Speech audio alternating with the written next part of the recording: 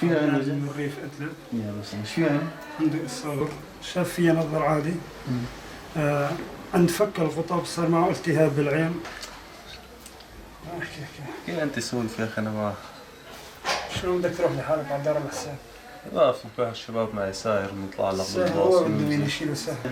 توجعني محسن افتح عيني هيك امسك ما بأس لا الشمس ولا شيء. تحسس عينك من الشمس. Suriye'den geldim.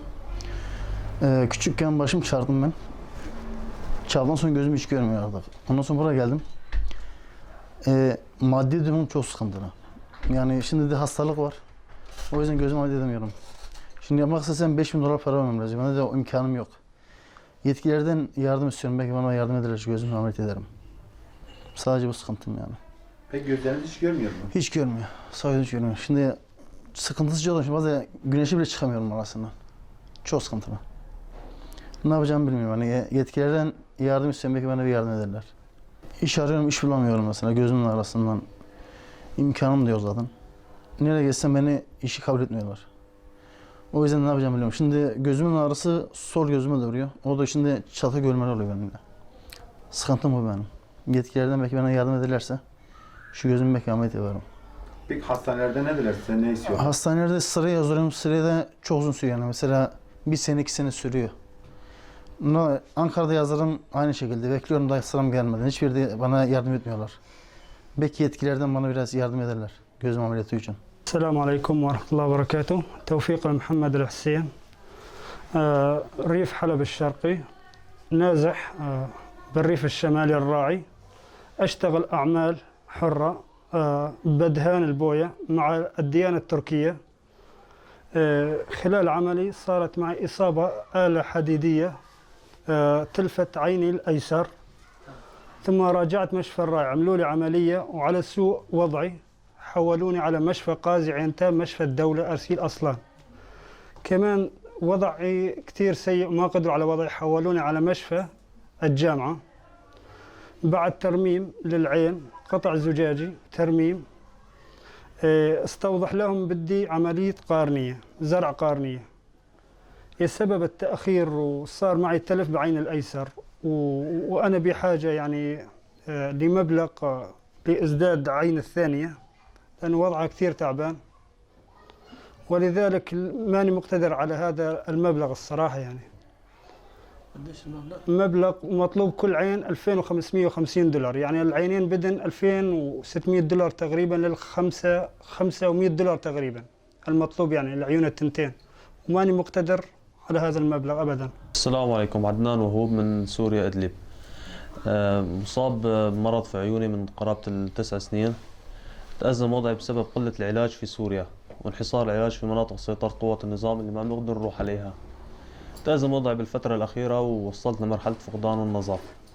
تحولت على تركيا وكان عندي حالة التهابية بعيوني التنتين. تعالجت بعدة مشافي.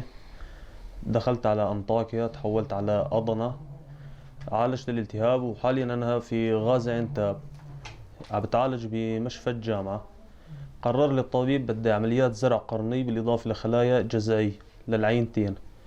المبلغ مكلف، القرنية 2600 دولار تقريبا بالإضافة للخلايا الجزعية، يعني العين الواحدة بتكلف 3200 دولار للعين الواحدة وما قدرتنا على هالمبلغ هذا بسبب الأوضاع في سوريا.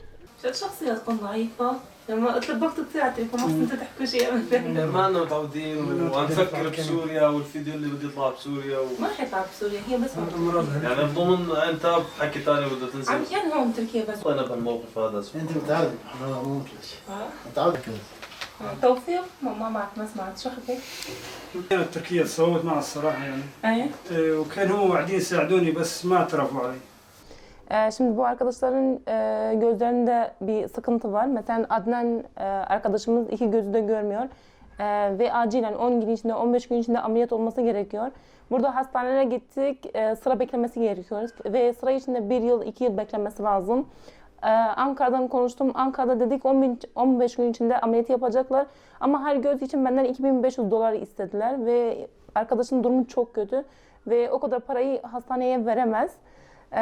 Tevfik arkadaşımız da bir kaza geçirdi. O da acilen ameliyat istiyor. Şimdi sağ gözü hiç görmüyor. Bu sağ gözü de sol gözüne etkilemeye başladı.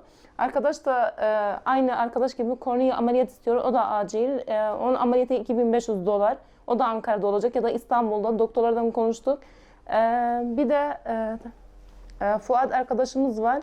Onun da sol gözü hiç görmüyor. Sağ gözü görmüyor, çalışamıyor. Burada kimsesi yoktur. Suriye'den gelmiş. Kimliğini zaten yeni aldı. Hastanelere gittiği zaman zaten korona nedeniyle de şimdi muayene bile yetmiyorlar. Sistemden başvuru yaptığı zaman başvuru bile yani onay gelmiyor. Onun durumu da biraz, onun durumu da kötü. O göz sol gözüne de etkilemeye başladı, sağ gözüne. Hatta bazen güneşte yürüdüğü zaman düşüp bayılıyor. İşe gittiği zaman 2 gün 3 gün çalışıyor, sonra tekrar işten çıkarıyorlar çünkü sürekli kazalar yapıyor, sürekli aksaklıklar oluyor. Öyle. Durumları çok kötü. Buradan yetki sahiplerine sesleniyorum. Allah rızası için bu arkadaşlara yardımcı olur musunuz? Bir tane arkadaşım vardı, onda geç kaldığımız için artık umut yoktur. Şimdi bir de genç kız yani 19-20 yaşında, onda hiç umut yoktur. Yani Allah rızası için bu arkadaşlara da geç kalmayalım. Ne olur yardım edin.